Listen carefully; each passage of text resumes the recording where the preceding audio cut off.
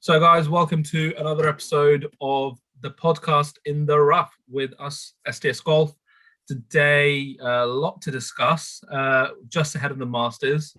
Been an eventful week with quite a few notices. So let's get into it. Yeah, and we will obviously before jumping into that, we'll jump quickly into obviously we all went back out over the last week or two.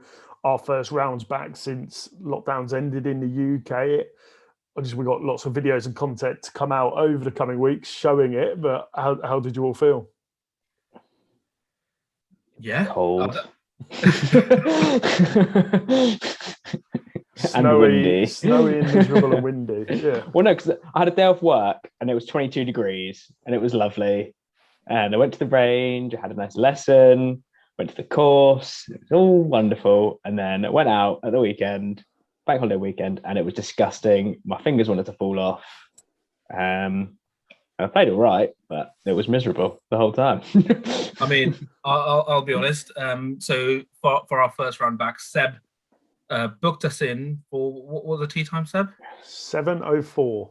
7:04, which meant that I had to get up at 5:30 and get to the course at about 6:45. So early, I even forgot my putter. So I had to rely on Seb having two putters in his bag for God knows no reason, but it came in handy.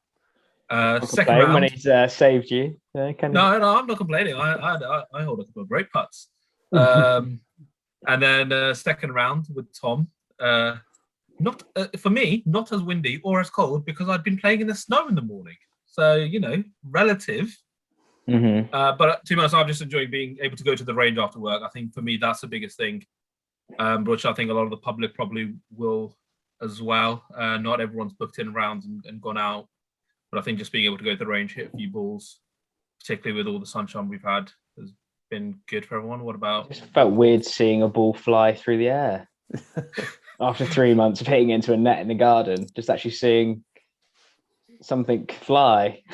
Actually seeing the shape on the shots, isn't it? Because you're hitting into a net, but you don't really know where it's going, do you? No, that's why my swing had gone to absolute pot. So yeah, it was interesting. The only swing I've been able to do is like a 2-yard chip in my loft, or some putting on carpet. So not the best prep for going out, which is my excuse for all the awful things you're going to see in the videos that do come out. Yeah, some of the 2-yard chipping was not very impressive, was it, Siab? So no.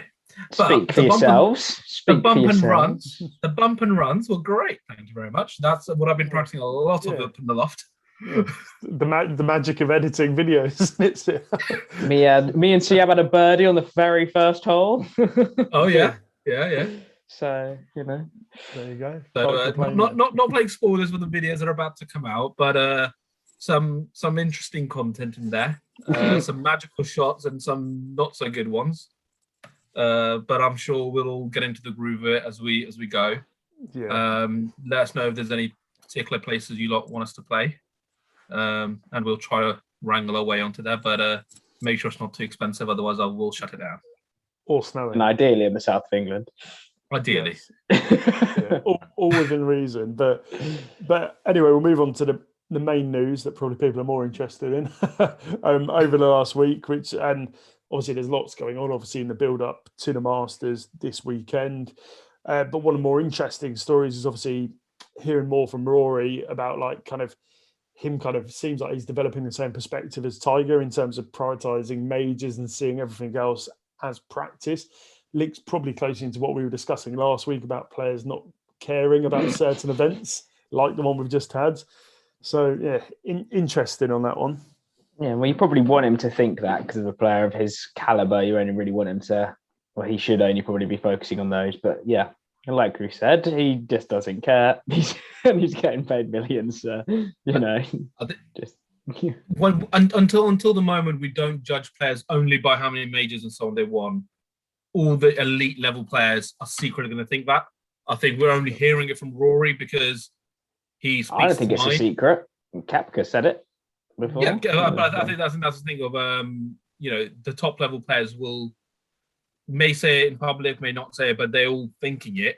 because that's what they're judged on at the end of the day. That's what their careers are going to be judged on, whether they've done essentially the Tiger Grand Slam or the Grand Slam as in proper, if anyone can do it,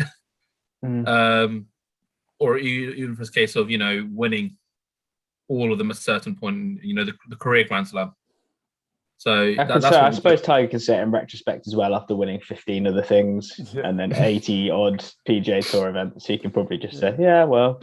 But I think, and plus he's later on in his career as well, though. So he's not going to play every game. He can't for his body. Yeah.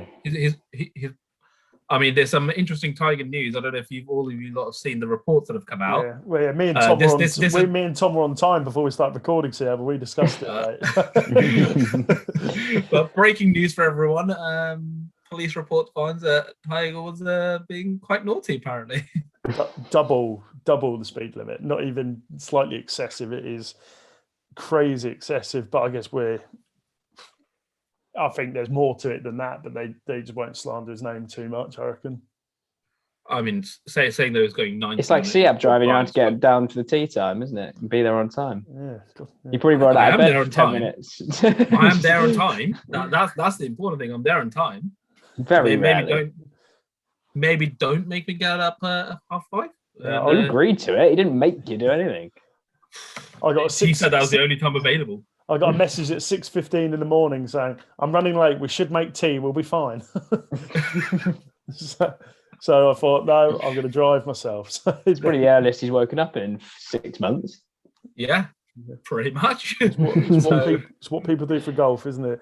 But I think on that major thing, though, I think the other thing you always see is there's always top 10 players to have never won a major. They're always compared to that, even if they have or haven't won it. You're always judged on that, even if you're good players have won numerous tour events. Yeah. And the thing is, there's 4 of them, so likelihood is that at some point, these very top level players will win one. So that top 10 who've never won one is quite rare, because you do get 4 cracks at the cherry every year. Yeah, but I think it's more important because it's the hardest fields in golf as well. Every player plays. Yeah. All the top players play. You'll get onto this weekend, obviously we'll talk more about later. Jordan played very well, but there wasn't really any competition. Yeah. I think as well, it's just the fact of it's the allure as well, particularly with Augusta. I think has it got to be the most famous golf course in the world? Is it the most? Yeah. I think it's the golf course most people want to play. Yeah. Yeah. I mean, without doubt. I think the old course at St Andrews as well, probably up there in terms of once people want to play. But I think it's a factor as but you can go play St Andrews quite easily, whereas Augusta you cannot. So that's part of it. I think it's so elite to even ever play there. I mean, I don't think they'll ever allow me to play there. Well, did you see they were selling the packages? Obviously where you can buy your weekend package for Augusta for next year. The cheapest package they're selling at the moment is $5,500 in pounds. So here's an interesting thing I read. That's just the Thursday. So here's an interesting thing I read about the economy around Augusta for the locals. This might bore a lot of people. It might interest a very rare few. But the fact of schools actually shut down in normal conditions in that week so that kids can go off and work around the golf course as volunteers and so on. Probably because people got angry at their school buses were getting in the way of them getting into that, as well as people go on vacations in that month, in that week specifically, so they can rent out the houses on Airbnb. They'll make a fortune. So it essentially creates a whole mini economy around it. So with COVID, that couldn't happen last year. It's happening only to a very, very limited extent this year. So the fact of it is, it's so interesting that around these majors as well, you get the whole little mini economy that sets up around this. So you see someone also snuck in and stole a flag as well recently. Snuck in, stole the 13th green flag, and just like. If I see that on Airbnb in someone's house, that I know where I'm staying. God, yeah. But obviously, Take some balls there. Yeah, but obviously on the news, obviously the Masters this week, there's a couple of other players that we didn't necessarily think were going to play that will be now. Obviously, you've got Brooks obviously coming back quite quickly from his surgery, and you also have had John Ram he hasn't given birth, his partner has, and so he's going to be playing. But I think the interesting one is definitely Koepka. Like, did you see him trying to? He can't even bend down to pick his marker up. Well, it looks like he's doing a hamstring stretch because obviously he can bend his left leg. No, he's doing the Spider-Man pose. Yeah. Oh, yeah. It's bizarre. I feel for him because, I've had enough knee difficulties, and bending down is a challenge that most people don't know about. But I can understand. But is it wise for him to risk it all? Because it's so easy especially with knee injuries, ligament injuries, to do something else whilst you're trying to protect it. And golf, although there's not too much movement in compared to other sports, its impact and it's so aggressive on the body. I don't think it's even that. It's time. Walking if he makes the cut 4 days on a course that isn't particularly flat. Yeah. Playing off sloping lies and stuff, it's gonna. I can't see him. It's the playing off sloping lines that I think will be, because especially when you rotate and you put so much pressure through the knee, and when you're on a sloping line, you're relying on your knees to keep you stable. I think that's the danger. I worry about him deteriorating it much worse.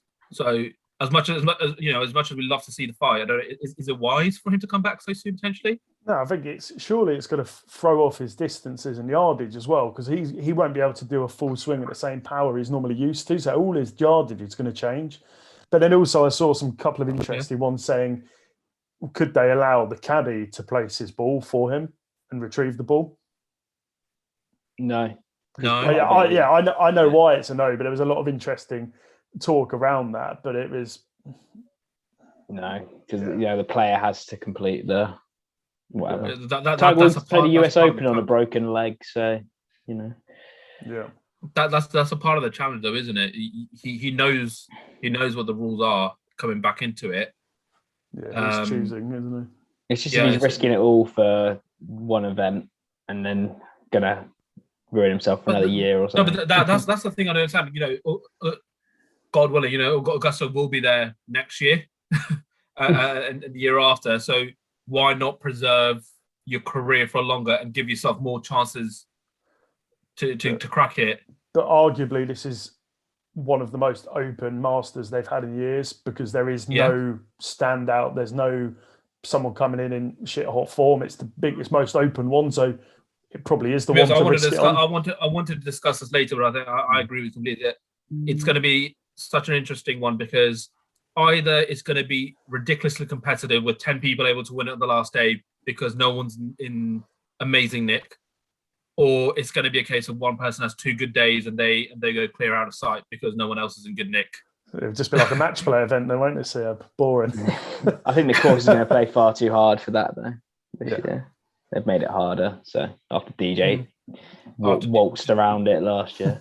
Well, he destroyed it, didn't he? But DJ did come out obviously this week and say he's nowhere near the form he was 6 months ago during the last one. But then again, he was so far above everyone else 6 months ago. So But I think it's quite obvious they've all caught him up, or he's regressed, or whichever way around it's gone. Yeah. I'd say he's regressed, because the things that were in his game last year, the things that are in his game now weren't there last year. So the driving green last year, the tee to green last year was impeccable.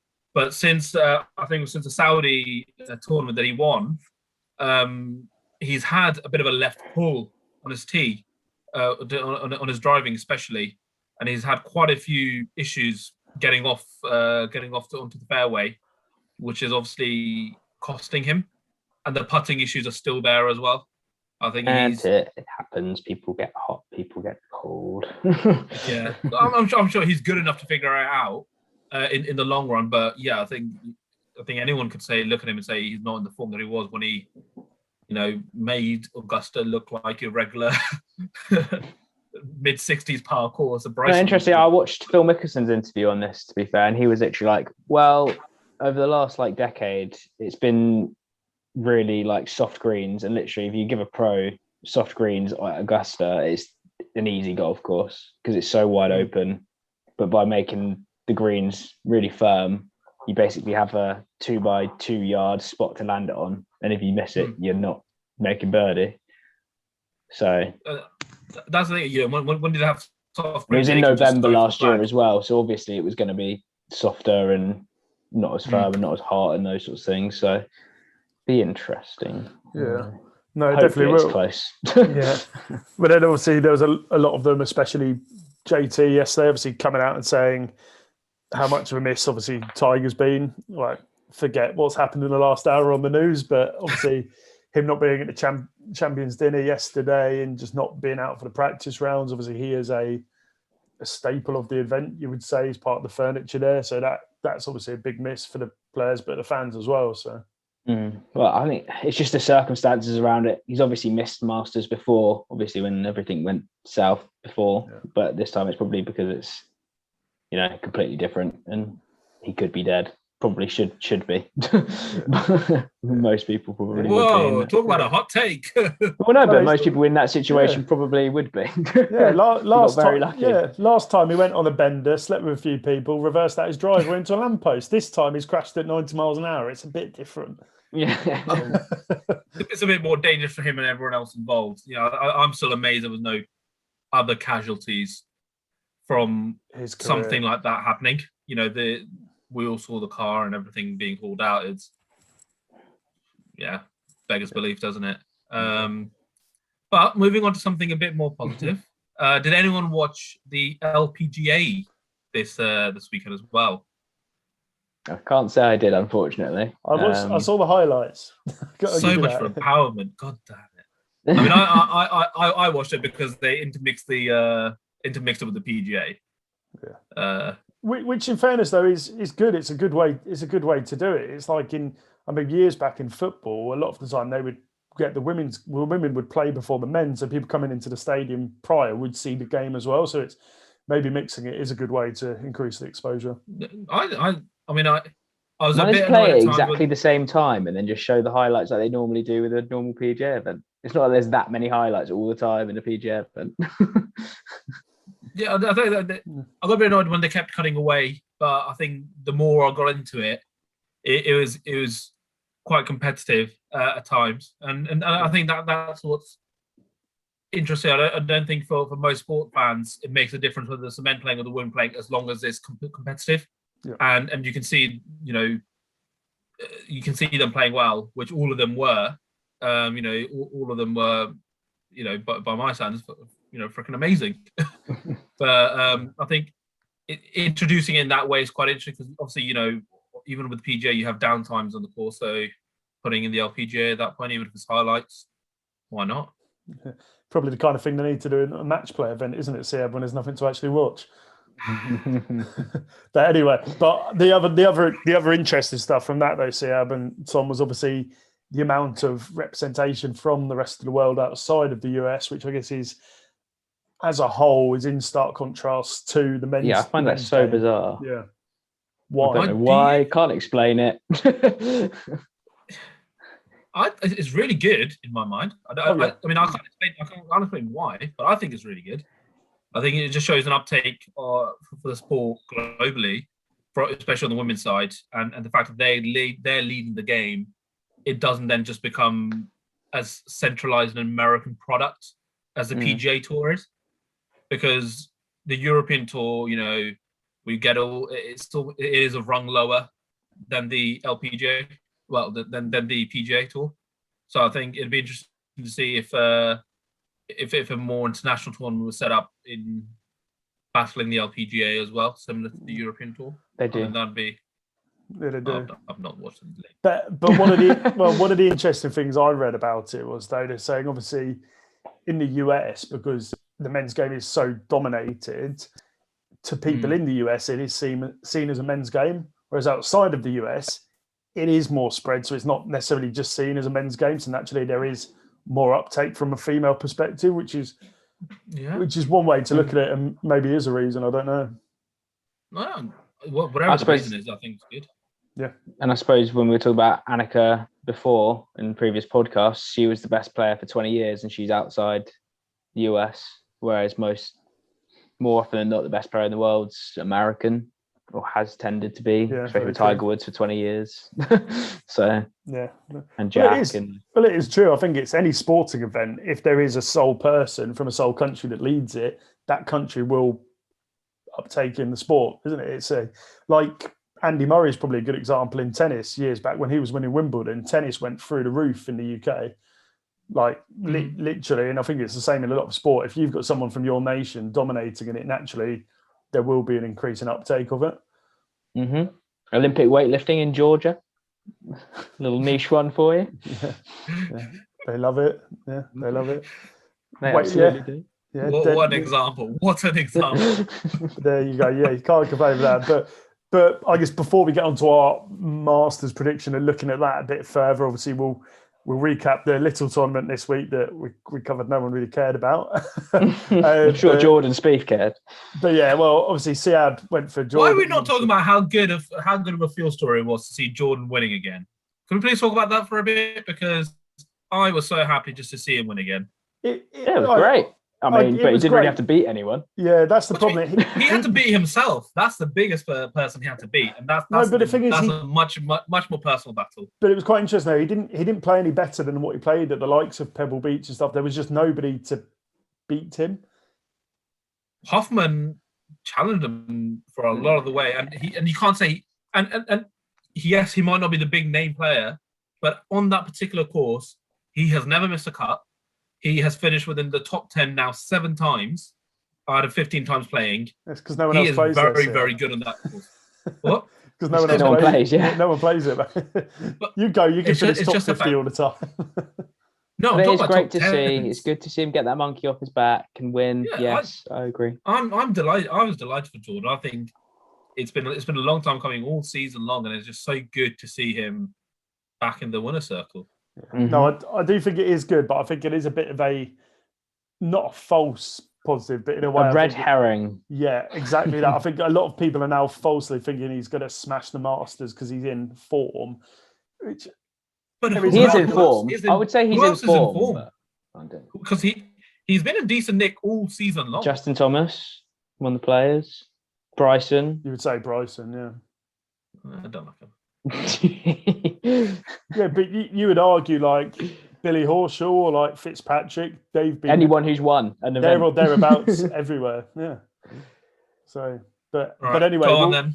Let's talk about me winning. Our predictions then, guys. Go on. So, what you want? What for the Masters? I might just concede the whole thing. No. Let's recap. Let's recap predictions for last week first. See where we're all at. We said it. You went for Spieth. Tom went for Tony. And I went for Answer. Yeah. So Tony, where did Tony finish? Didn't make the cut because he's useless. Answer 23rd, and Spieth was the winner. I might concede. I'm so far behind now. No, one win. If you get the Masters prediction right, you're right back up top. Scores on the doors after 7 weeks. Tom on 15 points. Seb is on 21. And the only one who should be betting on golf, me on 35 points. Yeah, I don't know if you should be betting, mate. The amount of ones we've got, you'd be well out of pocket, I think. with my 2 wins, I'd be. And I think the ones you've won have been the favourites. They've been the absolute favourites. Been like 4-1. You bet Dustin Johnson at Saudi and on Jordan Spieth. I went for Tyrrell Hatton in the first week. That's the one. Seb was the one who went Dustin Johnson in Saudi. That was the one he won. And Jordan for this one. So I think I'm doing good. Yeah. Well, yeah. So pretty much almost exclusively the favourites, other than Tyrrell Hatton, who was probably second favourite. Yeah. If you picked a massive outsider, then absolutely put your money on it. But like if you put, you lot are just jealous. You lot are just jealous. That's all it is. Well, no, I think we would have all chosen Jordan Spieth last week if we had the first pick, Siab. I didn't have the first pick. I had the last pick. No, you didn't. No, you had the first pick. You had the first pick. Because I've got the first pick this week, Siab. Yeah. Seb, you told me in confidence you've watched the podcast from last week. Is that a lie? I mean, I watched a part of it. Well, anyway, we'll move on to the predictions for this week, and obviously I'm up first. Can we each have 2 predictions? Can we do the our solid one and then the wild card one? Okay. Well, let's not even call it wildcard. We'll just all have first picks, and then if your second pick gets it, let's say it's half points, for example. Double points for your first pick, and then normal points for your second pick. Yeah, done. Cool. The thing is, I think it's bloody hard because there's not. It's so open. Like this is almost the one week I kind of almost didn't want because I wanted to see where everyone else's thoughts were, but.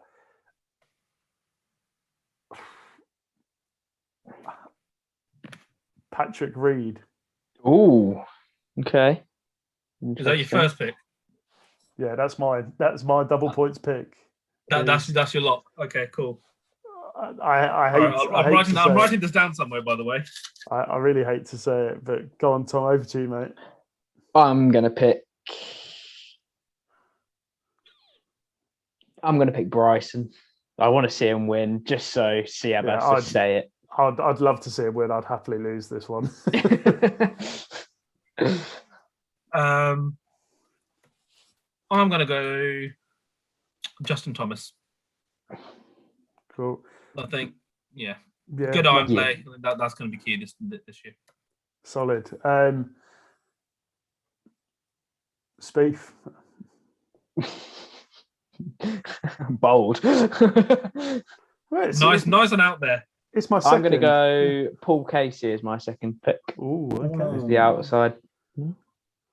Okay. This one. So yeah, before you say, I think you're either going to go for Hovland or Morikawa. I wouldn't class that as outside bet. Yeah, but neither is Spieth, is it? So, but you are going for one of those, yeah? Spieth is the second favourite to win. Yes, I am. Where is he in the world rankings, though? He's not in the top 10. Therefore, as per our rules, he is a wild card. I am going with Colin. That's not a wild card, then. No, he's not top 10. Yes, he is. He's like the 4th best player in the world. That's why I really like him. Yeah, I imagine. Let me just go on, pick the other one and go Hovland. Consult the official golf world rankings. Bear with. If I'm allowed to have him, I'm surprised you haven't gone for your favourite Tyrrell Hatton or someone like that. Well, he's in the top 10. I did consider Tyrrell. Colin Morikawa is 4th. Okay. Okay. Go on, see how we need another one, mate. I can confirm Hovland is outside the top 10. I'm going to go Rory. No, I can't. He's number. I mean, he's 12th. Is he? Yeah, technically. Oh, I'm going to go Rory. I'm not sure. I'm not sure we can accept. Screw it, Rory. I pulled the rule book out on mine. I have to accept it on this one. No, fair enough. Okay. So yeah, well, Rory. Well, God. There you go. I kind of want to see him win it, but you know, kind of not now. Well, I would love to see. Well, but it's only single points. Remember, Tom. So. Yeah, I know, but still. But so sorry to confirm, our first picks are worth doubles. But let's say they get top 5, you still get double the. Yeah. Yeah. Fine. Okay. Yeah. Okay. Just to clarify. Yeah. I'd love to see Patrick Reed come top 10, but not win. I'd love to see Bryson come second and Paul Casey win. That'd be perfect. I really want to see Bryson win. So. I hope just for Siab to say that he is good. I hope the 2 players that don't make cut are Bryson and Patrick Reed. Well, Patrick Reed always plays well at Augusta. He's won it twice. Yeah, no. I'm well aware. That's why I was thinking from my outside Bubba, because I know he also enjoys it, but yeah, a bit late. So I'm just going to go with Rory. Yeah, there you go. Go and see mate. Right, simple. Round us up, wrap it up, mate. Right, lovely. Well, no, thank you very much for watching this one, guys. Let's see how our Masters picks pan out. I'm here hoping that Bryson does not win, so you don't have to see anything stupid on this podcast in the future. But thank you for watching In the Rough. Tune in next week and make sure to watch all of the videos that are coming out soon. Lots of content, so look out for that. Make sure to like and subscribe down below. Bye.